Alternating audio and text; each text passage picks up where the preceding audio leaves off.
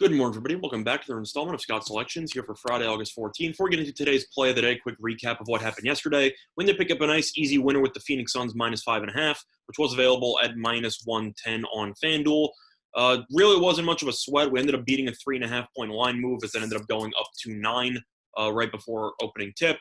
Doncic played a little bit in the first half, got rested the entire second half. Phoenix coasted, and they ended up winning by 20-something points. So we ended up picking up a nice, easy winner there. Other than that, though, I know the Trailblazers game was nuts. I'm not surprised that the Suns ended up not the Suns. I'm not surprised that the Suns ended up missing the playoffs. It's unfortunate. I kind of wish LeVert would have taken the ball to the rim on the last possession instead of settling for a 22-foot fadeaway. But it is what it is.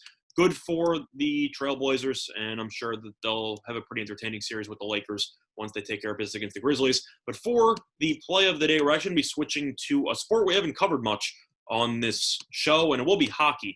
Now, there are a couple of NBA games that were going on, but the lineups aren't out yet. The games don't mean anything to anybody, and I'm not going to try to play a guessing game on who I think is going to play and who's not.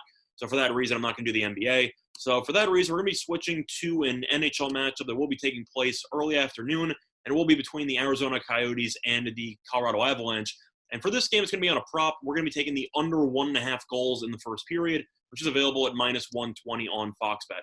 Now, a couple reasons why I like the -120. First of all, game one was 3-0 to the Avalanche. It was 0-0 for the first 54 minutes of the game before the Avalanche scored 2 goals in 10 seconds, and then they scored the third goal roughly a minute and 20 later. But the main issue that I have with Arizona is they only got 14 shots on net. They couldn't generate anything offensively. They really didn't know what they were doing at any point. And I simply think that Colorado should be able to shut down Arizona's underwhelming offense once again. Arizona was 23rd in the league in goals per game. They can't score on a regular basis, and I do expect them to put together a very solid defensive effort once again behind star goalie Darcy Kempfer, who I think is a tremendous goalie that a lot of people are sleeping on.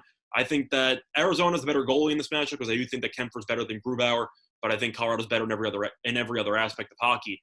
And the issue that I have with the over-under of 1.5 here is I think that this juice is a little bit too low considering the fact that the full game totals 5.5 at -130. Some of you might be wondering, well, if I like the under 5.5, why would I not take that? And the reason is because of the fact that I hate empty netters in the playoffs, especially when teams are down 2 goals and they decide to pull the goalie with 4 minutes to go.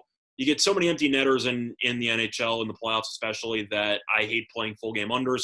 And I think in a first period where Arizona loves to play defensive style and Arizona was unable to generate anything offensively, I believe they had maybe 2 shots in the entire first period, 4 shots in the entire first period in game 1. I think they'll play better offensively. But at the end of the day, I simply just think that Arizona is wired defensively as a team, and they should play well defensively again in this game. And I think Colorado will play well defensively as well. And plus, 2 of the 3 meetings this season have totaled 0 goals in the first period. So I simply think that 1.5 is a little bit too, especially at -120. I think that juice is a little bit too low, and I think it should be around -130. -135, -140, give or take. Plus, you don't have to worry about empty netters. So, once again, the play of the day here for Friday, August 14th, and a very limited betting card here is going to be on the Coyotes and Avalanche under 1.5 goals in the first period at -120 on Fox Bet. That's an installment of Scott's Selections here for Friday, August 14th. Good luck to all of you and your respective bets today. Bye, everyone.